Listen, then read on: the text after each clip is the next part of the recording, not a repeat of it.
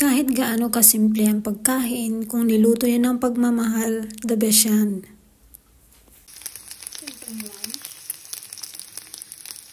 Ito lang ako dito ng sausage. Lagyan natin ng itlog.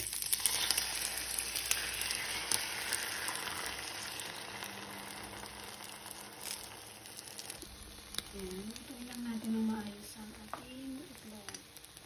Balik pa rin natin ang asira.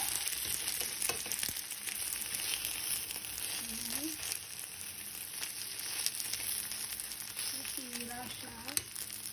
Okay lang yan. Maglagay tayo ng cheese sa ibabaw. At isa pa.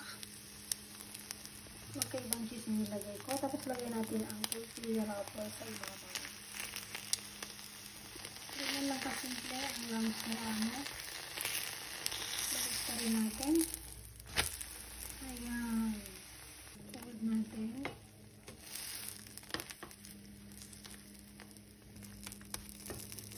Balik pa rin natin. Ayan. Ganda yung pagkaluto niya. At ready na siya. Ayan. Ito na ang lunch ng aking mahal na